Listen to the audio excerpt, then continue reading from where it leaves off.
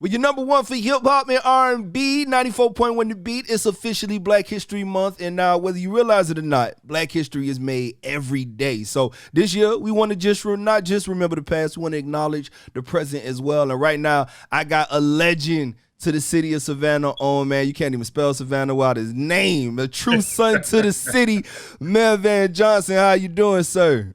I'm doing fine. CJ, my DJ. It's a pleasure to be on. Thank you for thinking of me. Hey, man, thank you for your time, man. I really wanted to kick off our Black History Month past and present series off with you for a couple different reasons. You know, for starters, you know, when it comes to the city of Savannah, you've been holding the city down for years, working for years. You know what I'm saying? When you talk about the present, you presently been holding the city down even through an unprecedented pandemic, and you've done things to help set the city up towards a promising future. So I wanted to start with you for that matter. Also, on top of that, you know, last year was one of the most politically charged years of our lifetime. And, you know, not only did we lose historical Black figures like Congressman John Lewis, but we also made history with new figures like Reverend Raphael Warnock, who's also another son of the city, becoming the first Black senator for the state of Georgia. Also, with Madam Vice President Kamala Harris stepping to the position as not just the first woman, but the first Black woman at that, man. So I want to open it up asking, you know, what does Black history mean to you?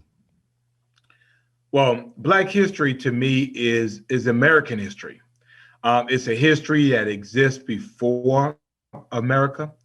And it is being made every single day. And I think you're right. Our best history is being made and is still yet to come.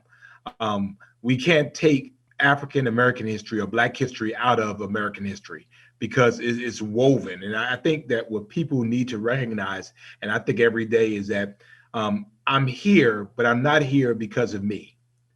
Because there was a time when a Black man could not be mayor of the city.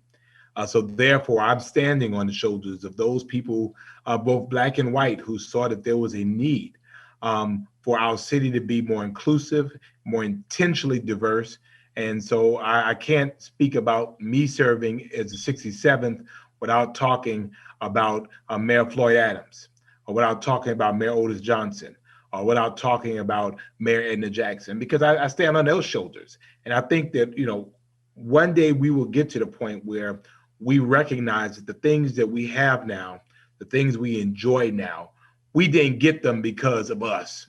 We got them because of people that never knew our names, did not know where we would be, but the fact was they were fighting, and they were fighting for the future.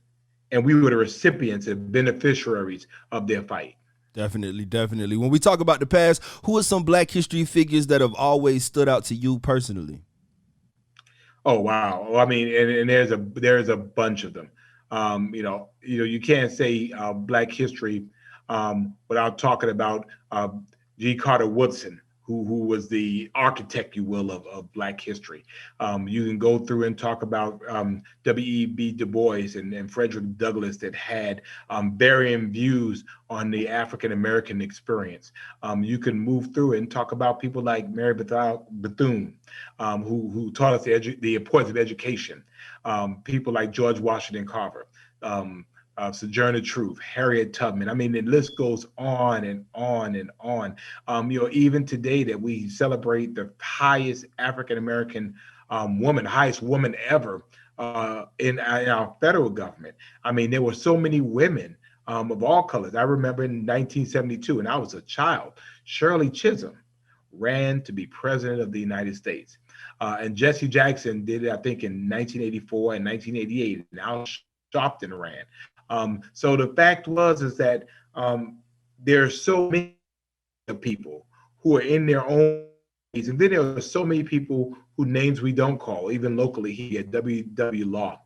You have Mark Gilbert. You have Piccolo, that I remember fondly. People in this city who gave up, who sacrificed, also we could be where we are today. And so I'm just blessed to again be the beneficiary of their love and their support and their sacrifice. Definitely, definitely. When I interviewed Senator Cory Booker and Madam VP Kamala Harris, I both asked them a question that I now want to ask you. You know, especially, like I said, given everything that's happened the past few years, especially last year, do you feel like there's a certain pressure for African Americans in politics? I think it's always been pressure on African Americans in politics. Certainly, I think that we are sometimes judged by a different ruler. But then, for me personally, that's something I've always known all my life, that, we have to sometimes work harder because we're going to be judged more harshly. And, that's okay. I think it's made me better. I think it makes us better. Obviously, we are only as good as our service, which is why it's important for us, both in politics and in governmental services, to be right and be about the right things. That's the way that we move forward. That's the only way we set the groundwork for solid ground for people to come behind us. Definitely, definitely. It's interesting that you say, we're only as good as our service, because you yourself, like I said, is somebody who's been working for the city for a while, from your alderman days to your work with the Chatham County Youth Commission. I remember back in 2016 when Hurricane Matthew hit and you were giving everybody updates on Facebook as to what was going on with the city. What is it that drives... I'm thinking, right? I must have been crazy. You was here. You was holding it down on the line. And that tree fell through your window, but you're gonna be all right. You know what I'm saying? But what is it that what is it that drives you to go so hard for the city the way you do? Man, I people know I'm born and raised in New York.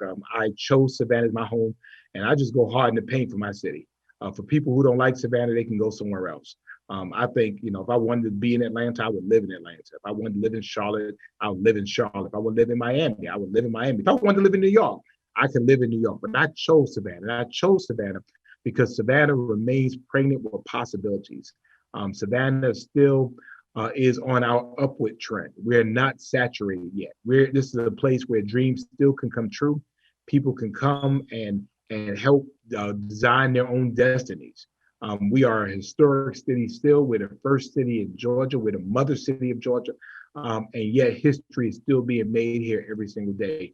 And I just believe in Savannah, which is why, again, I go hard in the paint for my city.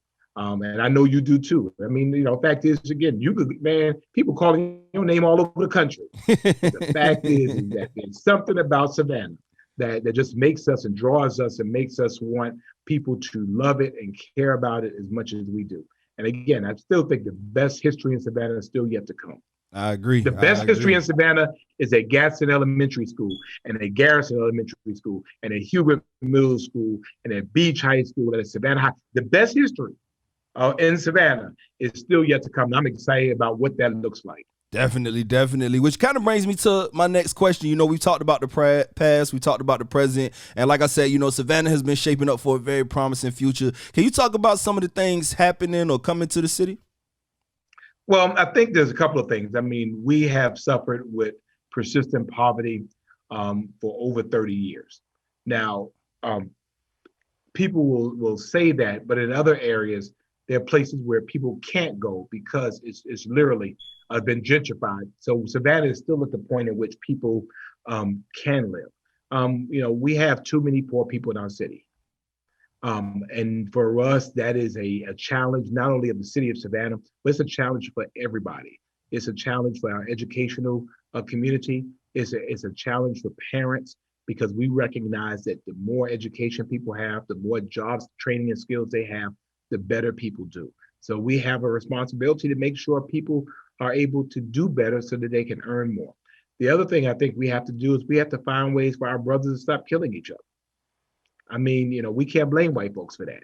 I mean, we can do it all day long. People, no, in the end, when we kill each other, that is genocide. It's suicide, because we are killing each other.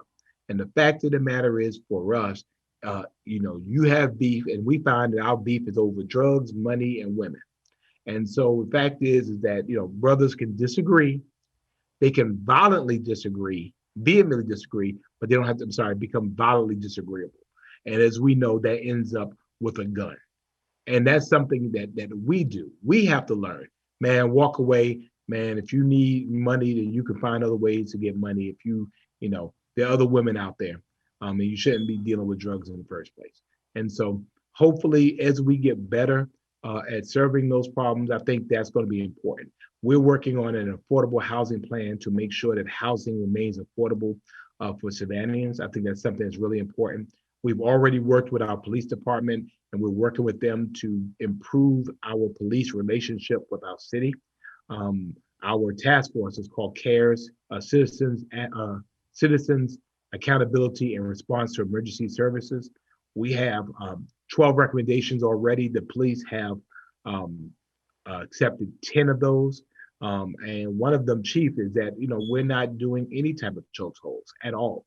No chokeholds, no warning shots. We're not wearing battle dress uniforms, and we're not in the military unless we're on a SWAT team.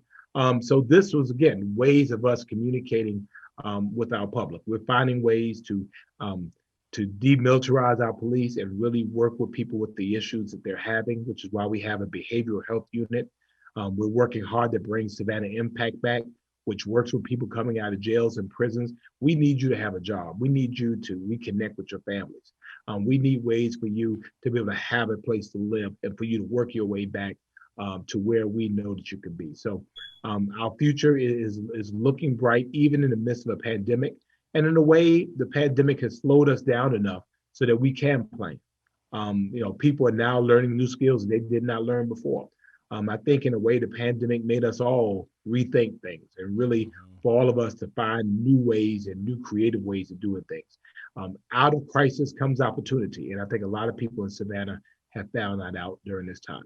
Definitely. Mayor Johnson, I appreciate you checking in with us, man. Definitely to help us kick off our Black History Month series. And man, make sure y'all tune in with us all month long, because we're not just celebrating figures of the past. Like I said, we celebrating those in the present who are setting us up for a bright future, man. Keep it locked. It's your number one for hip hop and R&B, and the station that puts on for the pote, as I say, 94.1 The Beat.